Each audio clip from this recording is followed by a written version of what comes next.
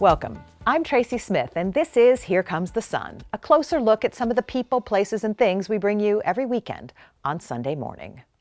Comedic legend Steve Martin has starred in more than 40 films, crisscrossed the country on sold-out comedy tours, and released the first platinum comedy album.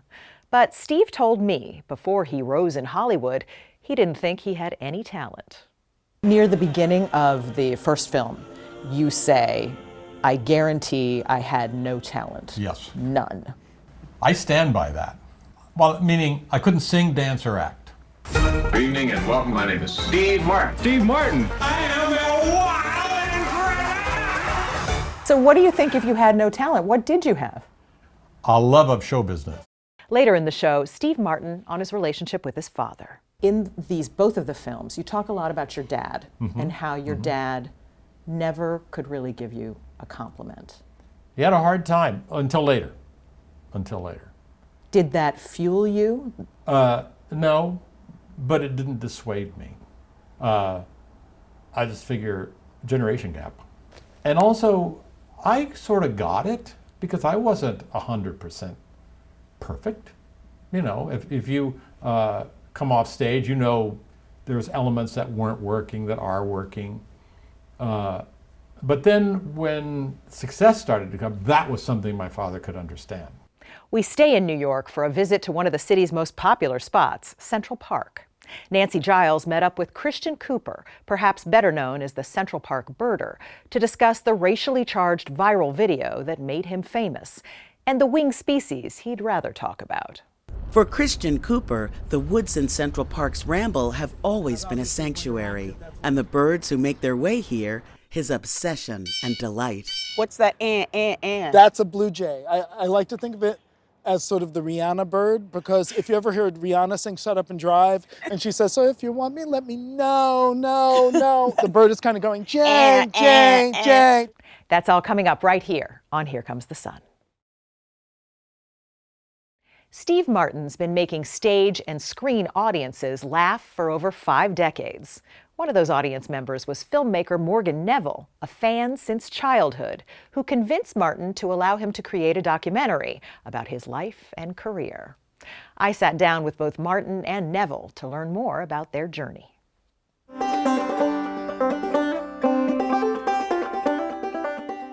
Okay, you don't usually associate the sound of the banjo with the view of New York City, but with Steve Martin, it all seems to work.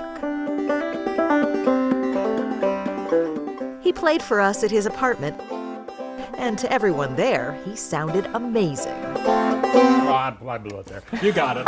But to him, it wasn't quite good enough. In some ways, it sums up how Steve Martin has lived his whole life. Well, excuse And now you can see for yourself. A new Apple TV project, Steve Martin, a documentary in 2 pieces, You better pull yourself together. traces his path from anxious kid to the superstar we've come to know. You know, I have figured out one thing that would totally put an end to show business, and that is if the human race, instead of having 2 arms, just had 1 arm right in the center of our body. Now, the reason that would put an end to show business, how would people clap? Be, Near the beginning of the first film, you say, "I guarantee I had no talent." Yes. None. I stand by that. Well, meaning I couldn't sing, dance, or act. Good evening and welcome. My name is Steve Martin. Steve Martin. I am a wild and crazy. So what do you think if you had no talent? What did you have? A love of show business. Why don't I interview you as we're driving? It's called Viking, but sure. Martin tells his story with the help of filmmaker Morgan Neville, whom you may know as the director of the 2018 Fred Rogers doc, Won't You Be My Neighbor? So you kind of heard through the grapevine that Steve maybe would be interested? I heard that somebody in an elevator asked Steve if he was interested in doing a documentary. Are you serious? That is true. And he said maybe. And that was the crack in the door. It's more than just a crack. Neville got all of Martin's early performances, his detailed diaries, and a good chunk of his time. You've been a fan since you were 12 years old? Yeah, even younger. When I was 12, I convinced my dad to drive me to Las Vegas to see Steve do stand-up at the Riviera. Wow. So I actually got to see Steve do stand-up. I actually went to the early show and the late show that same night. I was at both of those shows too. And you also said this is one of the things that maybe you discovered more about with Steve. You're so modest. I think you have to be. I remember Mike Nichols told me once, he said, when I'm in New York, I'm Mike Nichols. When I go to LA, I'm thinking, how am I doing? Seems Steve took that to heart.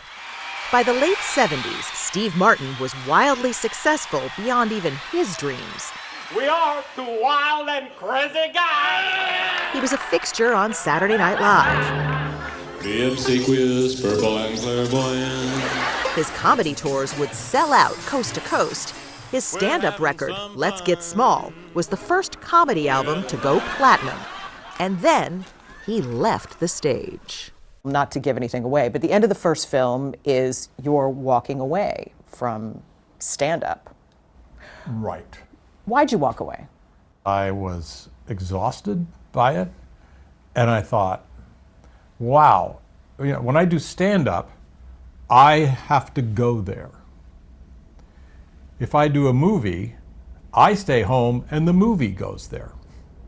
And also, it had a sense of permanence, like you could get the thing exactly right. I don't really know karate. I didn't think so. So Steve Martin went from stand-up king to movie star. 'Cause I'm a dentist and a sex sale. But he still had his moments of self-doubt. Why don't we just calm down now, sir? I'll tell you why we don't calm down. Because you're not excited. It takes two people for a we to calm down, doesn't it? There's this one moment in there where this journalist says to you, hey, Steve, one question. Yeah. Why aren't you funny anymore? Yeah. It was a bad moment because I was thinking that myself. Were you really? Sure, Why? What was that moment? Well, you go through highs and lows in your career. So at any moment, you could be thinking, everything's working, everything's feeling great. And then, a year later, you're going, Bang, bang, Maxwell Silver hammer came down upon her. But there have been plenty of highs. We obviously have mutual control over our body. Our body. It's my body. I'm not sharing my body with anyone. Everybody's going to be real disappointed. Martin's made more than 40 films, some of which are now considered comedy classics. Well, they're just intimidated. They've only seen us on the big screen. Sometimes I sort of look around and go, how did this happen? Where did this come in? And I go, in my most self-congratulatory moment, I go, it all came out of my head. At 78, he's on a hit TV show. He's back doing stand-up with Martin Short, and he has, by his own admission, mellowed with age. One of the things you talk about a lot in the second film is that you've changed, and your friends talk about it too. Mm-hmm. And I think at one point you say, I wasn't mean, I was just removed? Yeah, I would say. What do you mean? I remember Tommy Smothers said once, because I was writing on this show, he said, talking to Steve Martin is like talking to nobody. But no, I have changed. I don't know how to quantify it. I'm just nicer, friendlier. I have this theory that as you age, you either become your worst self or your best self. And I feel like I've become my better self, and I can see other people becoming their worst self. They become more hostile, they become more difficult, and it's a pretty clear line for me. I was after that quality that is indefinable, where you say, I don't know why it was funny, but it was. Yeah, he says he has no talent, but with his life, Steve Martin's created a masterpiece. What did you learn about Steve through this process? Well, nothing. Nothing? Then why do it? What was the point of doing it? Well, it's part of being in show business, But there's something more to it for that, because you don't fall for these trappings of show business. You know what I'm saying? You didn't have to do this. Yeah. No, it's a fantastic outcome to have a documentary done about you. So is this kind of what you do? A documentary is just a natural progression? I used to watch, I'd still watch American Masters thinking, wow, one day I'd like to be a subject of a documentary. And then suddenly you are. And I'm 78. When else?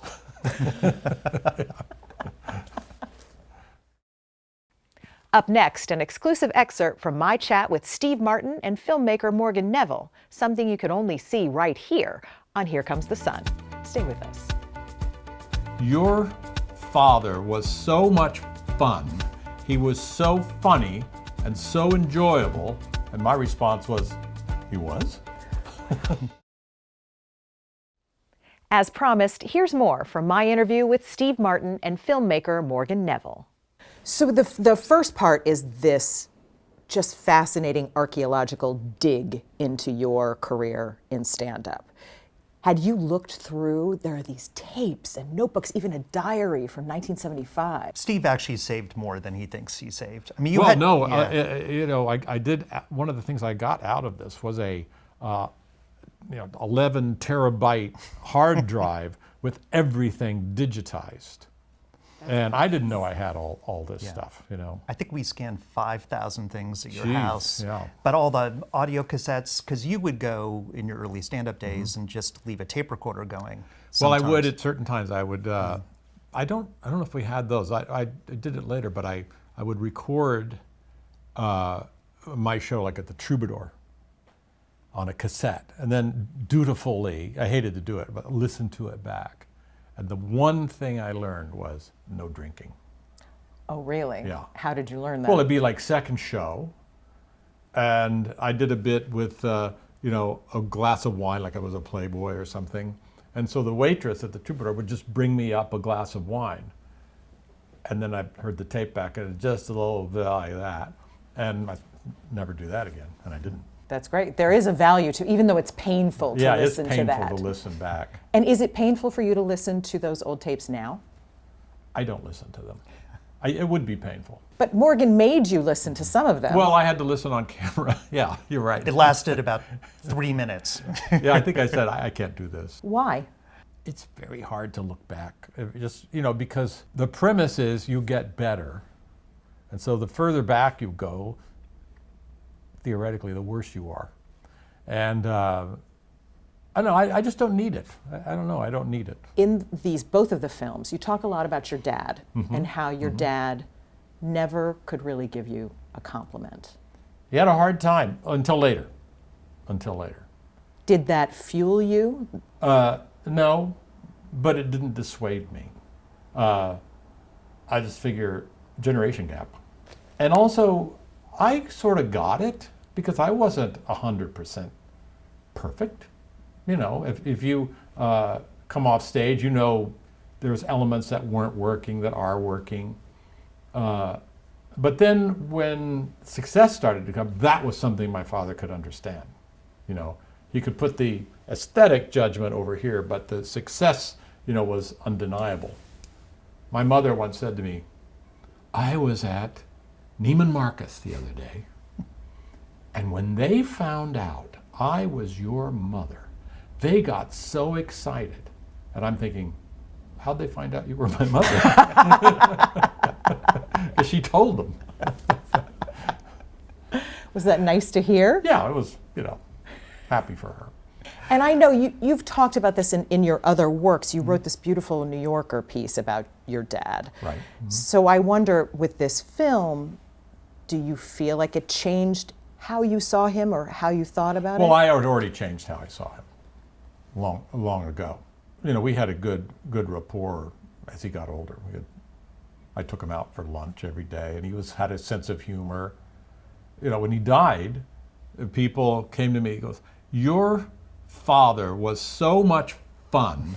He was so funny and so enjoyable. And my response was, he was? I never saw that. You chose to put a lot of the vulnerable moments, a lot of the, let's say, failures in this film. Why focus on that? Because we learn from failure. I think... How much failure is in there? Jeez. Too much, apparently. Yeah, okay, yeah. But... Not too late. But part of it is, what is a failure at the time doesn't necessarily make it a failure in a life. Up next, the early bird gets the worm.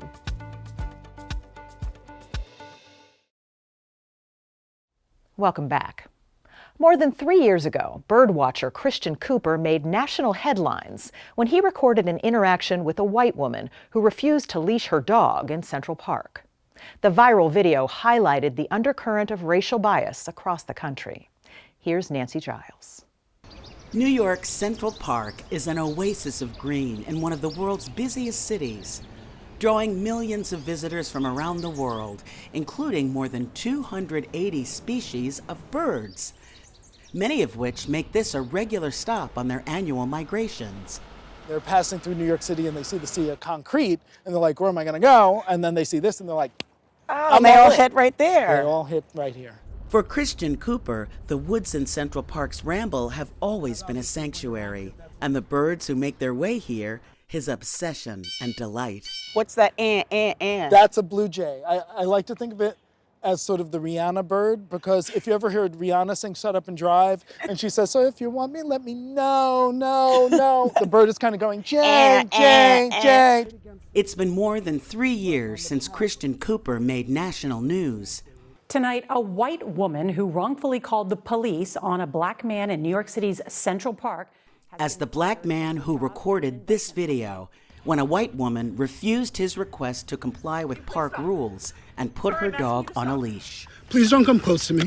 Sir, I'm asking you to stop recording me. Please don't come close to me. Please take your phone off. Please don't come close to me. I mean, you had your phone. I had this. And so I was like, all right, well then I'm gonna record your scofflaw behavior of your dog being off the leash. You know, I had no idea she was gonna take it to a racial place. I'm gonna tell them there's an African-American man threatening my life. Please tell them whatever you like. Once she did, I was like, okay, so I can either stop recording like she wants me to and hope that that makes all this go away, you know, capitulate to that racial intimidation, or I can keep doing what I'm doing until that dog is on the leash. He is recording me and threatening myself and my dog. By the time the police arrived at the scene, both the woman and Christian Cooper had left. Initially, my reaction was, you know what, I just want to crawl under a rock and hide until this blows over. But George Floyd's brutal murder in Minneapolis would take place just hours later.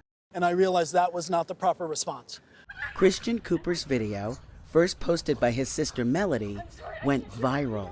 I'm being threatened by a man in the ramble. Please send the cops immediately. For better or worse, it highlighted the undercurrent of racial bias that still exists deeply in our society. And that's what we need to focus on. That bias, same kind of racial bias, made a white police officer in Minneapolis think that it was okay to kneel on a black man's neck until he was dead. Made the other cops around him think it was okay to stand by and do nothing. And George Floyd couldn't talk about it. Breonna Taylor couldn't talk about it. Ahmaud Arbery couldn't talk about it, but I could. I'm Christian Cooper, and I am a birder. These days, Christian Cooper's focus is back on his beloved birds. He hosts a National Geographic series, traveling far and wide to explore the wonders of birds. And along the way, I'll show you what I adore about these crazy smart, dazzling, and super-powered feathered creatures.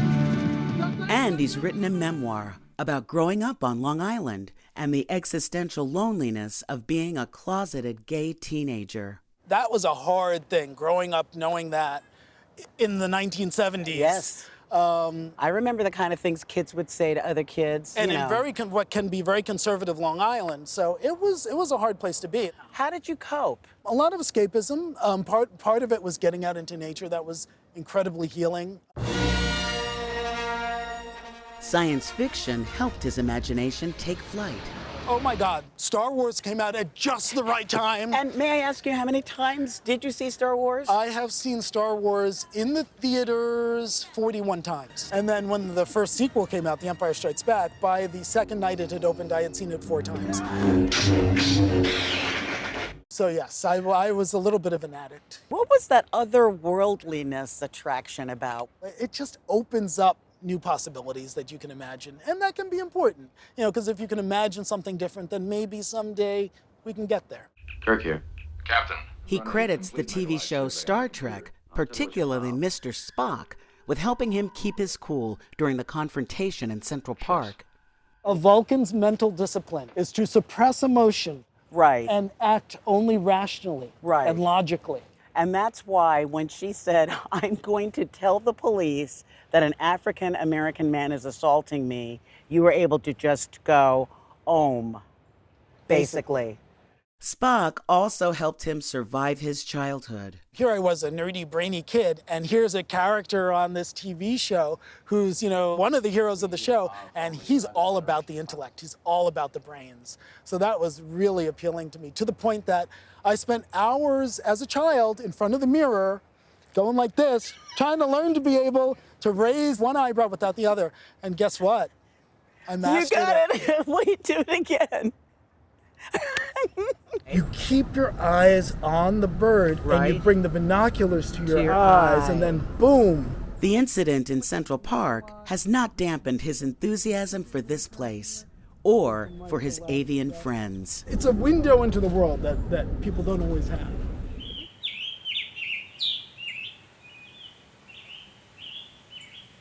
I'm Tracy Smith. Thanks for joining us. We'll see you here next time on Here Comes the Sun.